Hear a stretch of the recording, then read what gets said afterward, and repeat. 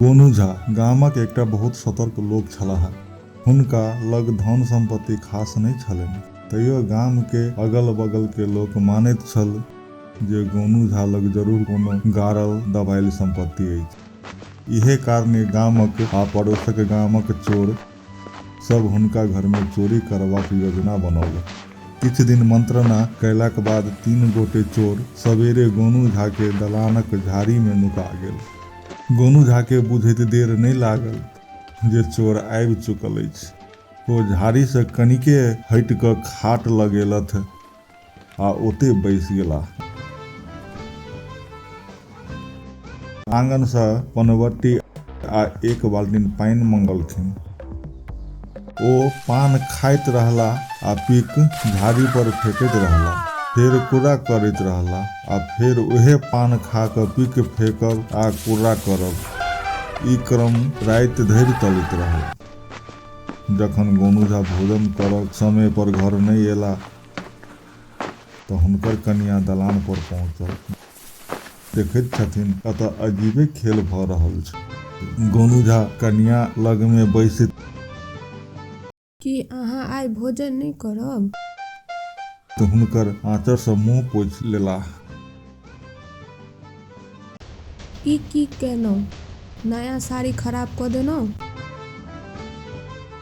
अहाँ तऽ एके बेर में तमसा गेलहुँ। ई महानुभाव सब साँझे सँ हमर पानक पिक आ कुर्रा सहि रहल छै, तैयो एको बेर सगबगेलाह नहीं।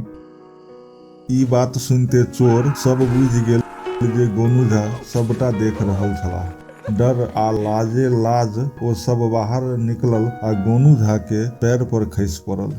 गोनू झा दया कऽ के सब चोर के माफ कऽ देलखिन, लेकिन चोर सब ई अपमान के बर्दाश्त नहीं कऽ सकल।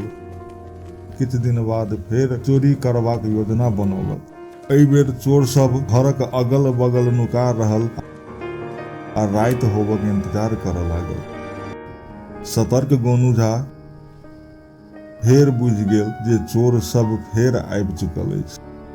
जानि बुझि कऽ पत्नी सँ संपत्तिक गप छेड़लखिन। आइ काल्हि समय बड्ड खराब अछि, पता नहीं कोन दोग सँ चोर आबि कऽ सबटा सामान चोरा लेत। अपना घर में अछि कि जे चोर लऽ जायत? से किया कहै छियै? बाप पुरखा के देल गहना के पोटरी जे अछि। तखन आब कहू कतऽ रखने छियै?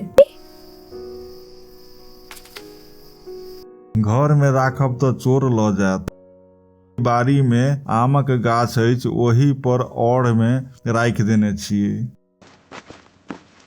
चोर सब सबटा बात सुनैत छल। सब लप लप करैत आमक गाछ लग पहुँचल। टॉर्च बारैत ऊपर देखलक, मोटरी जकाँ चीज टांगल देखलक। दनादन ऊपर चढ़ल, पर ओ मोटरी नहीं, घोरनक छत्ता छल।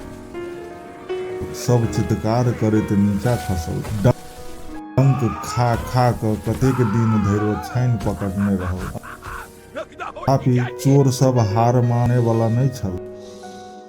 एहि बेर चोर सब सजल बजल आ हथियारो संग आबि येन केन प्राकारेण घर में घुसि गेल आ धरन पर जाकर नुका रहल। गोनू झा बुझि गेला जे एहि बेर मामला गंभीर अछि, ते ओ एकटा नया युक्ति सोचलखिन। जँ अपना सबके पहिल बेटा हैत तऽ ओकर नाम की रखबै?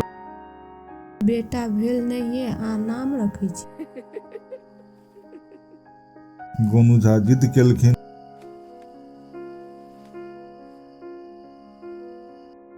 ठीक छै, अहीं राखि लिअ।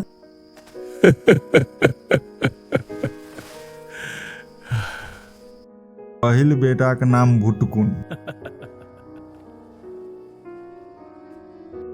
जँ दोसर बेटा हैत तऽ? एकोटा भेल नहिये आ दोसर के नाम? नाम रखला में की हर्ज छै? तऽ एके बेर सबके नाम राखि लिअ। दोसर के मंगनू, तेसर के चुल्हा या चारिम के चोर। तऽ हमरा कहू जे सब आंगन सँ बाहर रहत तऽ कोना कऽ बजेबै? भुटकुन मंगनू चुल्हाई चोर हो, ई सब नाम पड़ोसी के छल। आवाज सुनते सब केओ लाठी डंडा लऽ कऽ दौड़ैत आयल। धरन पर बैसल अछि। एहि बेर चोर सब जगह से पकड़ायल। सब चोर गोनू झा के पैर पर खसि कसम खेलक जे आब गोनू झा के घर आ गाम में चोरी नहीं करब। गोनू झा सभे चोर के फेर माफ देलखिन। वीडियो नीक लागल तो सब्सक्राइब करू, लाइक करू, शेयर करू, बेल आइकन दबेनाइ नहीं भूलब। जय मिथिला।